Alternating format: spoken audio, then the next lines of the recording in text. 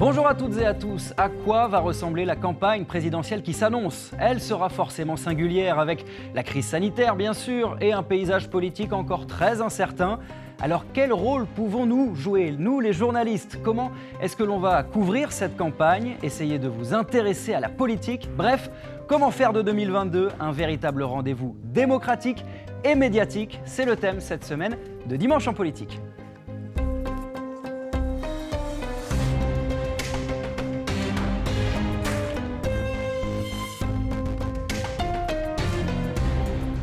Et pour en parler, François-Xavier Lefranc, bonjour. Bonjour. Vous êtes rédacteur en chef de Ouest France, quotidien régional diffusé à plus de 600 000 exemplaires et un site internet, bien sûr, lui aussi, très consulté. Avec nous également en visioconférence, Benjamin Perel, bonjour. Vous êtes rédacteur en chef de Médiacité. C'est un journal en ligne lancé en 2016, consacré à l'investigation locale. Vous êtes présent dans plusieurs grandes villes, Lille, Lyon, Toulouse et Nantes. Merci d'être avec nous à tous les deux.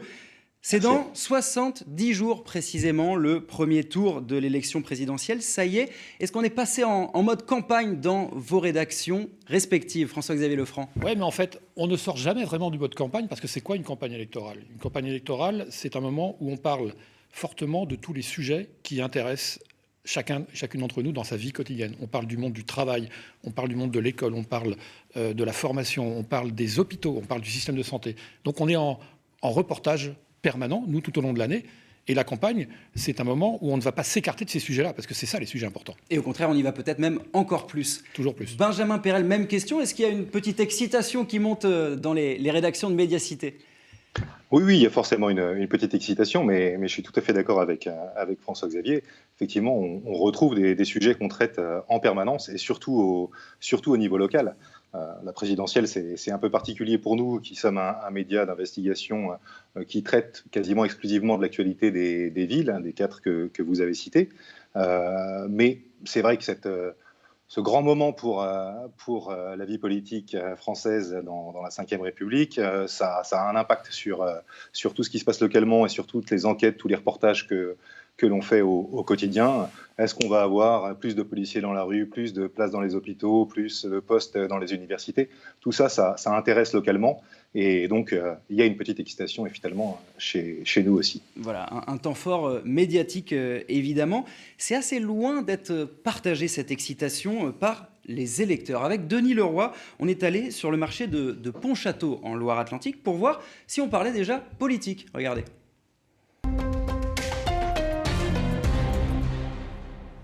Campagne là qui s'ouvre. C'est secondaire. Personnellement, c'est secondaire. Nous avons tellement de soucis à côté que nous laissons de côté la vie politique. Tout le monde fait des promesses et en fin de compte, rien n'est tenu, quoi. C'est tout. Vous en avez ras-le-bol ? Ah oui, ras-le-bol général. Les gens s'intéressent pas trop à la campagne pour le moment ? Non, on n'entend rien parler. Puis je pense qu'ils en ont marre aussi. Hein, vous n'êtes pas d'accord ? Oui. Je ne vote pas, j'ai jamais voté et voilà. Et c'est pas cette année que vous allez commencer ? Non plus. Aujourd'hui, on n'allume plus la télé, on ne lit pas spécialement les journaux, donc la politique encore moins que le reste. Le sujet du jour, c'est quoi, d'après vous ? C'est toujours la même chose, c'est le Covid. Bon, après, on en pense qu'on en veut. On en parle trop ? Je trouve. Là, je pense qu'on n'est pas du tout dans le vrai questionnement actuellement. Tout ce qui pose problème, on n'en parle pas. Pour moi, je ne suis pas du tout satisfaite. Vous voudriez qu'on parle de quoi plutôt ? J'aimerais bien qu'on parle de nos enfants. Ils se tapent plus les uns sur les autres, voilà. Ce que je reproche, moi. Aux politiciens. Ouais. Oui, faire un petit peu de sensationnel, mais c'est pas ça qu'on a besoin. Ouais, c'est un bon spectacle. Ça vous plaît ? C'est gratos, c'est intéressant. Il y a plein d'idées et c'est marrant. Pour l'instant, hein. Puis des fois, après c'est plaisant à suivre. Par contre, après les élections, des fois, c'est moins marrant. J'ai longtemps cru, je crois, quelques hommes politiques, mais de droite ou de gauche, hein, peu importe. Mais là, non, j'y crois plus. Ça sert à rien. Pour moi, ça me sert à rien. Voilà. J'ai pas besoin d'eux. Eux, ils ont sûrement besoin de nous, mais moi, j'ai pas besoin d'eux. Voilà, on les entend régulièrement, ces réactions très pessimistes, mais le constat là, il est quand même très dur. Beaucoup de Français n'en peuvent plus tout simplement de la politique. Est-ce que ça va être encore plus compliqué cette année pour nous, journalistes, d'aller intéresser le public à cette campagne-là ? Et je crois que ce n'est pas le public qu'il faut intéresser à la campagne, c'est les candidats qu'il faut intéresser à ce que vivent les gens. Parce que ce que nous dit ce reportage, c'est intéressant. Les gens nous disent on vit des choses très lourdes au quotidien et la politique, elle est ailleurs. Le monde politique, il est ailleurs. Eh bien, si c'est le cas, il ne faut pas s'étonner d'être dans une situation comme celle-là. Donc il est urgent que les candidates et les candidats s'intéressent à ce que vivent ces gens-là, qu'on vient d'entendre. Et ils sont nombreux.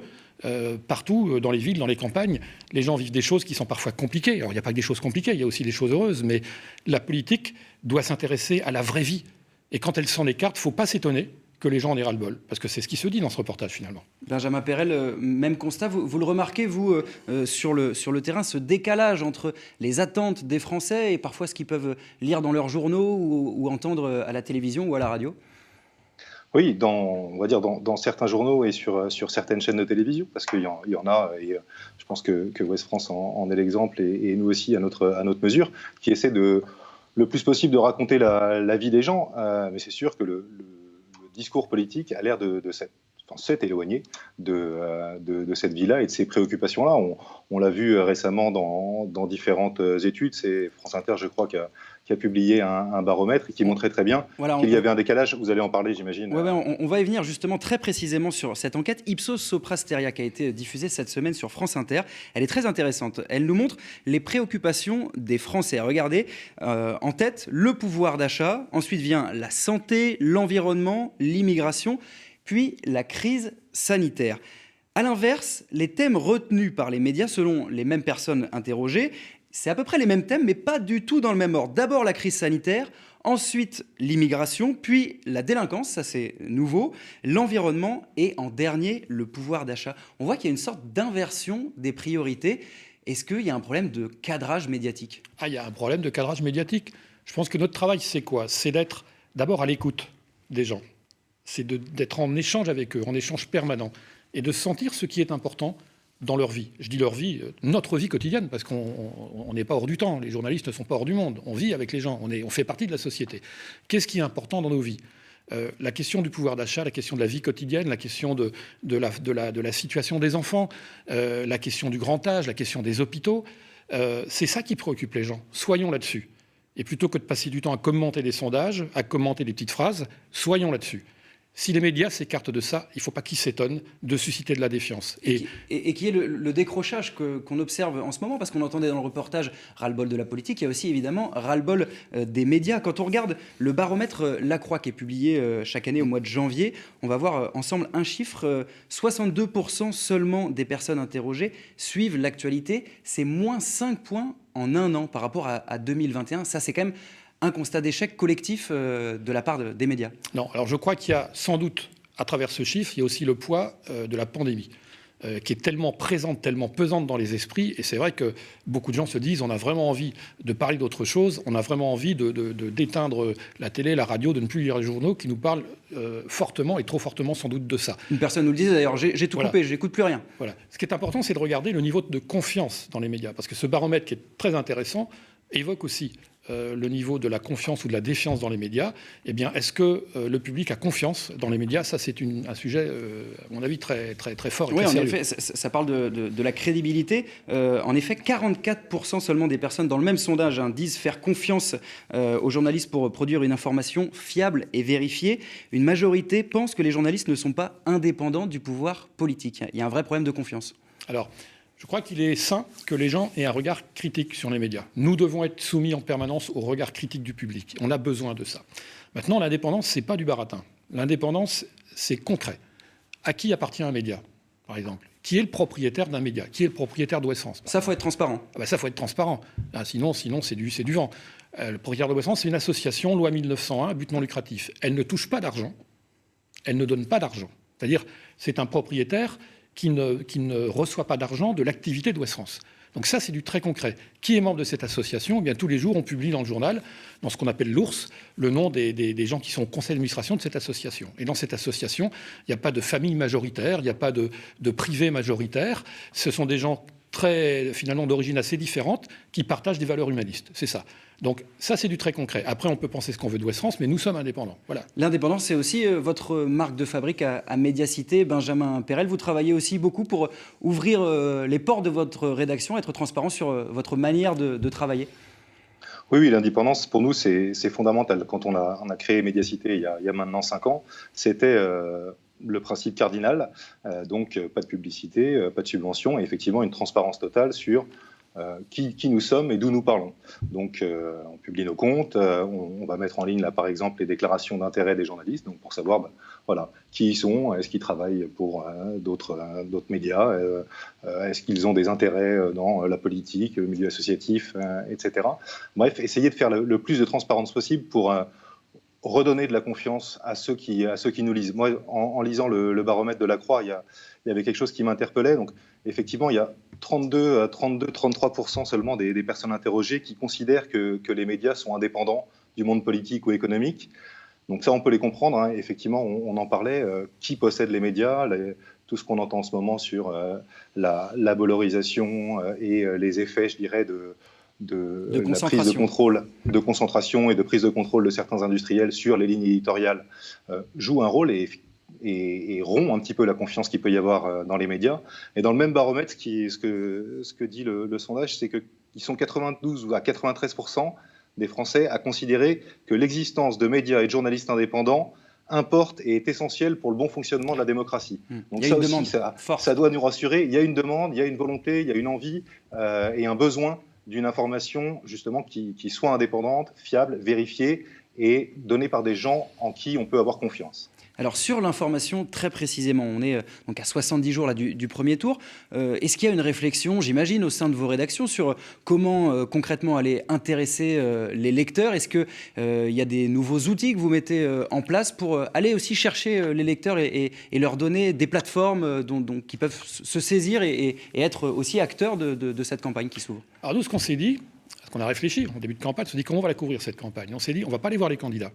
Ça, c'est le dernier moment. On va aller voir les gens sur le terrain, qu'on voit d'ailleurs tous les jours. On va aller sur les marchés, on va aller dans les entreprises, on va aller dans les écoles, on va écouter ce que disent les gens. On va écouter leurs sujets de préoccupation. On va écouter ce qu'ils attendent dans leur vie quotidienne. Pas parce qu'ils attendent de la politique, ce qu'ils attendent comme changement dans leur vie quotidienne. Et ensuite, on va ramasser tout ça et là, on va aller voir les candidats. Et on va leur dire, les sujets qu'on veut évoquer avec vous, c'est ceux-là, c'est pas les autres. C'est pas les vôtres, ceux que vous voudriez nous imposer. Donc c'est comme ça qu'on veut tourner cette campagne. Vous partez du terrain, partez des attentes pour aller ensuite vers le politique. Après, il y a un gros effort d'innovation qu'on veut faire sur les supports numériques parce que tout le monde ne lit pas le journal. Et vous l'avez dit, Ouest France, c'est aussi une grande plateforme numérique. C'est d'ailleurs la deuxième plateforme française en audience.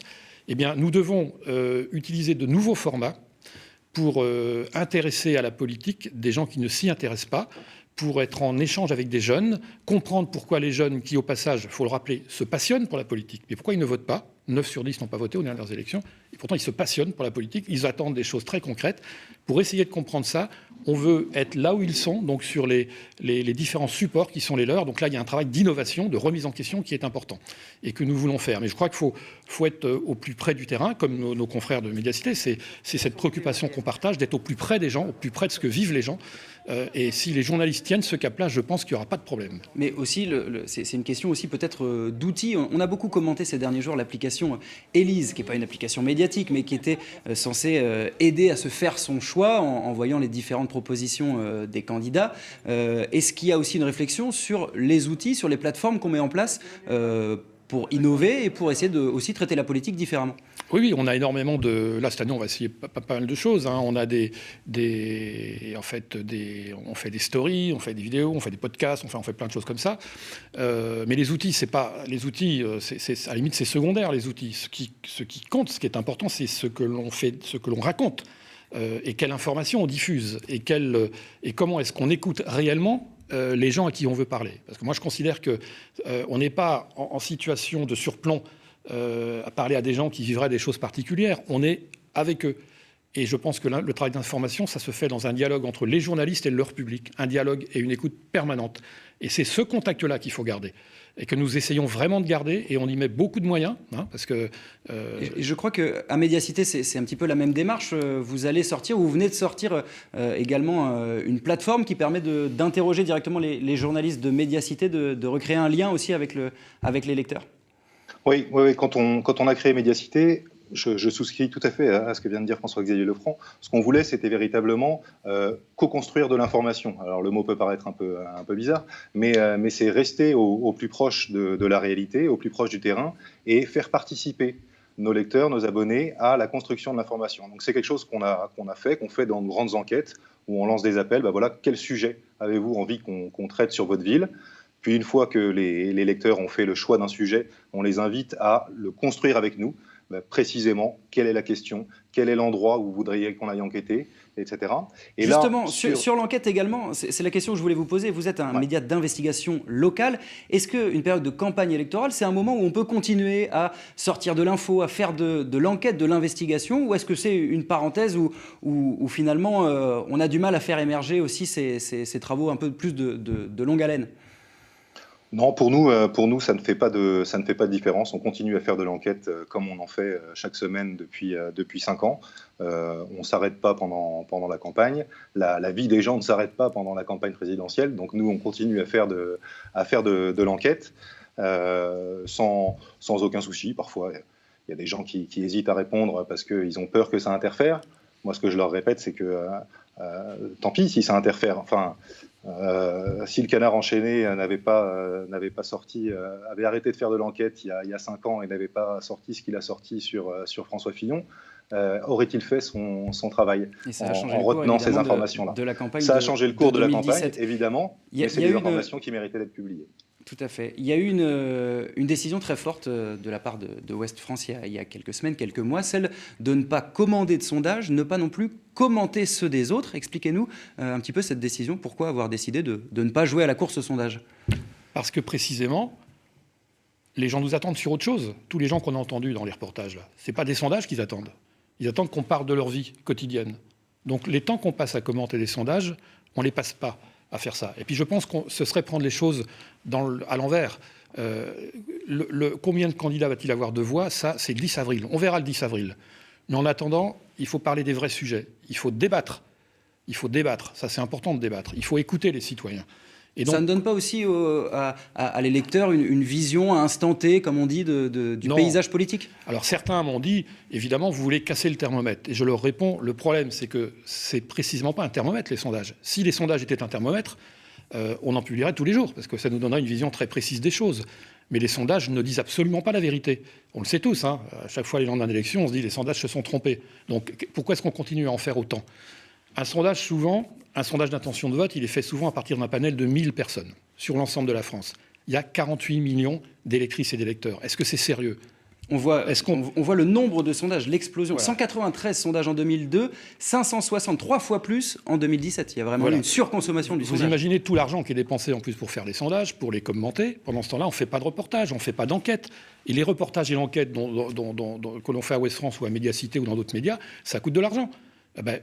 Utilisons l'argent qu'on a à faire du journalisme et à être proche des gens. Alors justement, on va parler un petit peu du reportage du terrain. Qu'est-ce qui se passe pour nous, médias locaux, quand un candidat vient dans notre région, par exemple ? C'était le cas cette semaine avec Anne Hidalgo, par exemple, en Mayenne.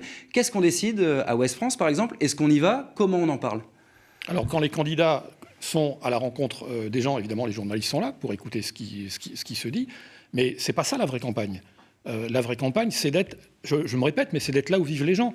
Est-ce qu'il faut être près d'une candidate ou d'un candidat qui rencontre quelques personnes à la mairie du coin, ou est-ce qu'il faut être dans un service d'urgence et regarder ce qui s'y passe en ce moment, là, à l'heure où on se parle ? Est-ce qu'il ne faut pas plutôt être en train de regarder la situation dans les hôpitaux, qui est quand même assez compliquée, et ensuite aller voir les candidats en leur disant qu'est-ce que vous proposez ? Qu'est-ce que vous avez à dire là-dessus ? C'est comme ça qu'il faut voir les choses. Alors, on n'a pas envie de passer la campagne à courir après des candidats. On veut passer la campagne plutôt à courir après les citoyens, pour passer du temps avec eux, pour les entendre, parce qu'ils ont énormément de choses à dire. Ils ont beaucoup de choses sur le cœur. Ils le disent durement, hein, quand on entend les paroles qu'on vient d'entendre. C'est costaud. Il y a des raisons pourquoi les gens sont dans cet état d'esprit-là.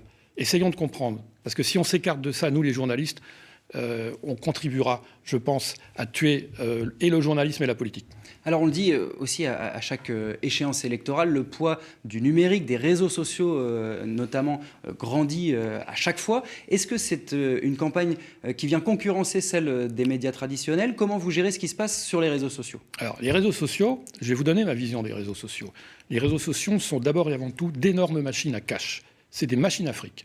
Les propriétaires des réseaux sociaux sont des gens millionnaires, milliardaires, qui vivent de la publicité. Plus il y a d'audience, plus il y a de publicité. Et plus il y a de coups de gueule, plus il y a de menaces, plus il y a d'audience et plus il y a de publicité. Les réseaux sociaux vivent de ça. Donc quand je vois parfois sur les réseaux sociaux des gens qui critiquent les médias en disant les médias appartiennent à des milliardaires, ils le font sur des réseaux sociaux qui, eux, sont des énormes machines à cash, je pense qu'il faut s'interroger. Les citoyens doivent vraiment s'interroger. Alors, ça peut permettre évidemment à des gens de s'exprimer. Ça, c'est formidable. Que tout le monde puisse s'exprimer, je trouve ça formidable. Que n'importe qui puisse à un moment donné dire « voilà ce que je pense ».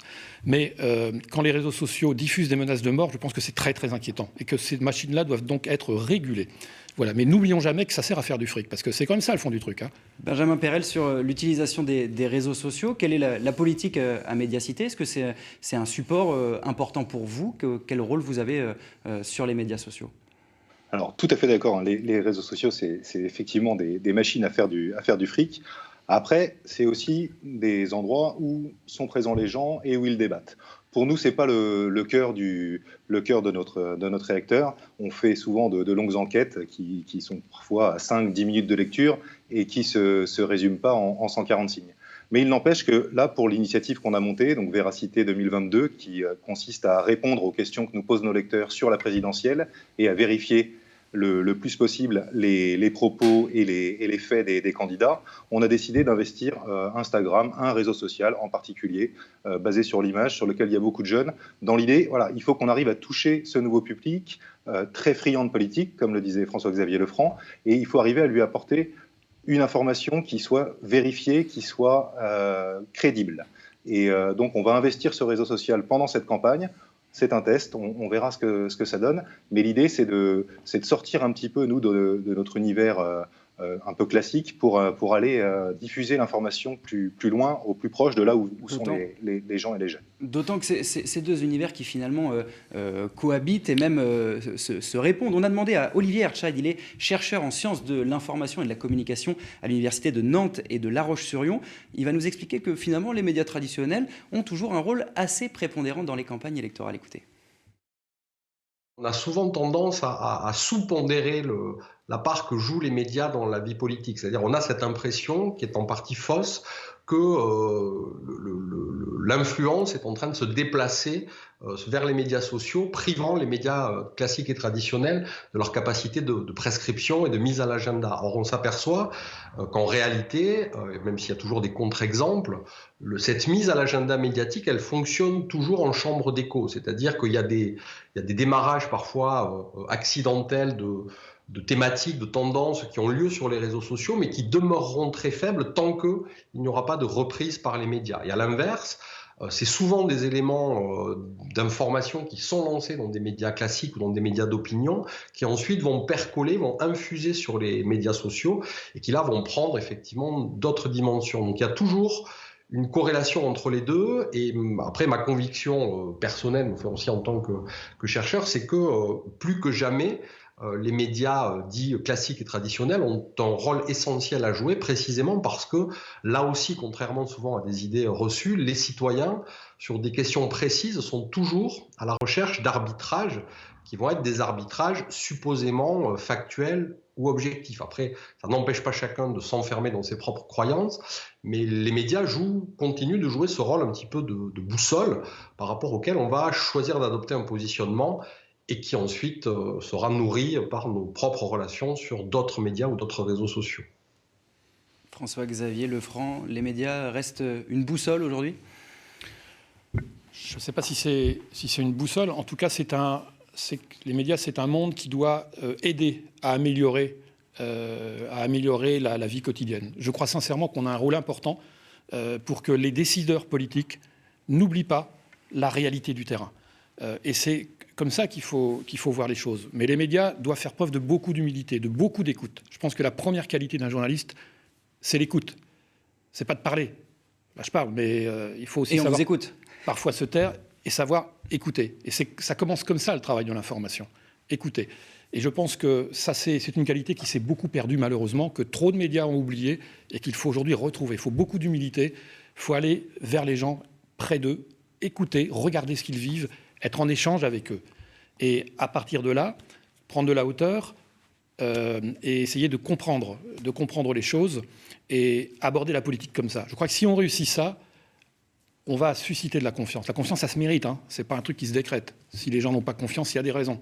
Et quand ils ont confiance, c'est que le sentiment de confiance, il est basé sur des choses très concrètes, très solides. Et c'est à ça qu'il faut travailler, je crois. Benjamin Perel, les médias, leur rôle, c'est de donner des clés de compréhension. C'est aussi l'ADN de Médiacité.